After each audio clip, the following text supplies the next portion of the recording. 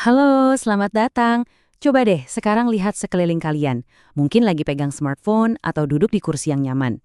Pernah kepikiran nggak kalau benda-benda yang kalian pakai setiap hari itu sebetulnya adalah sebuah karya seni? Oke, yuk kita bongkar bareng-bareng seni yang tersembunyi di balik semua benda sehari-hari ini. Gini, bayangin deh dunia seni itu punya dua kubu besar. Kubu pertama itu seni murni. Tujuannya murni untuk dinikmati keindahannya. Dia kayak bilang, lihat aku aja, jangan disentuh. Nah, kubu kedua ini beda. Seni rupa terapan. Dia justru bilang, pakai aku dong. Aku diciptain buat ngebantu kamu.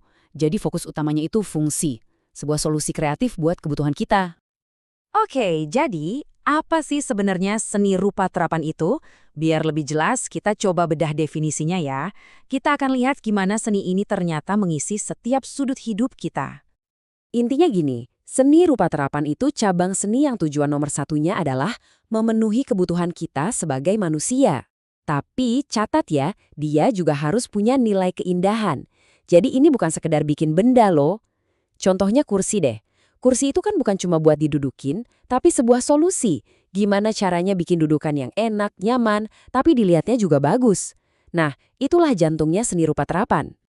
Biar gampang ngebedainnya, ada 3 ciri utama yang bisa kita pegang. Pertama, dia harus fungsional. Artinya, ya harus bisa dipakai, harus ada gunanya buat mempermudah aktivitas kita. Kedua, harus ergonomis. Maksudnya, dia mikirin kenyamanan dan keamanan kita sebagai pengguna. Contoh paling gampang, gagang cangkir yang bentuknya pas banget di genggaman tangan. Dan yang ketiga, biasanya nih dia dirancang untuk produksi massal.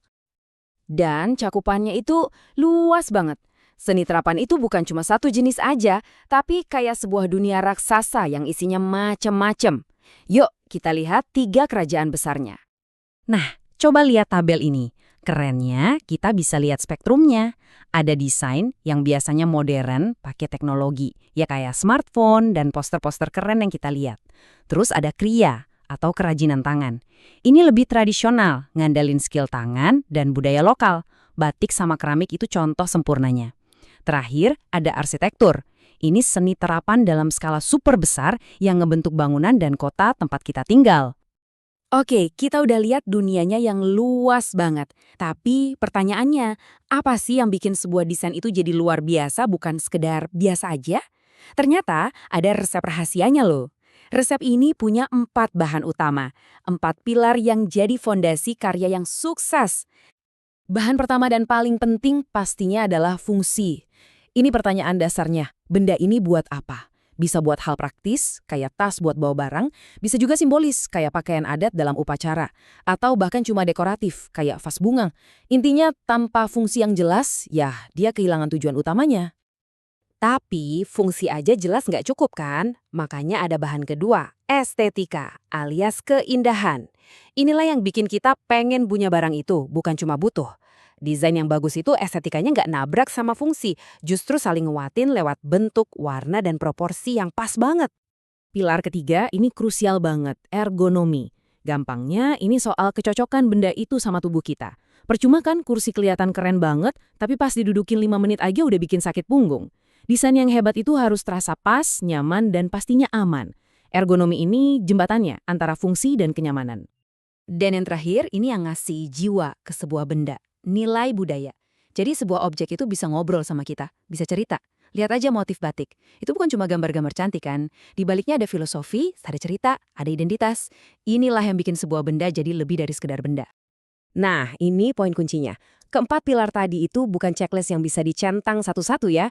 Mereka itu saling terkait, nggak bisa dipisahin. Kayak sebuah tarian yang harmonis. Desain yang benar-benar juara itu adalah saat fungsi, estetika, ergonomi, dan nilai budaya nyatu dalam keseimbangan yang pas banget.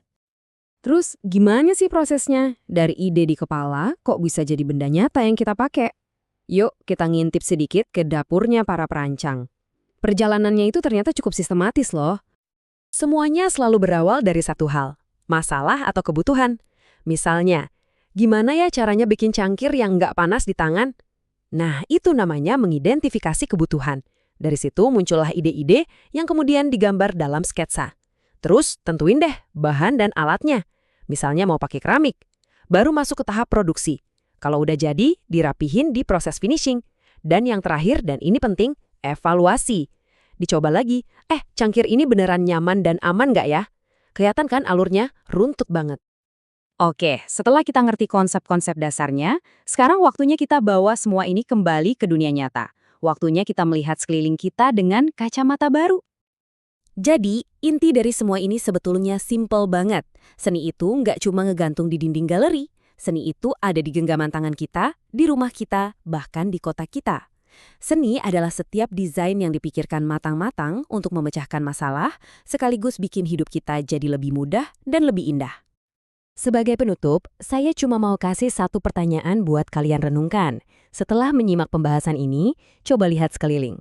Benda apa yang sekarang kalian lihat dengan cara yang benar-benar berbeda? Coba deh pikirin. Terima kasih sudah menyimak.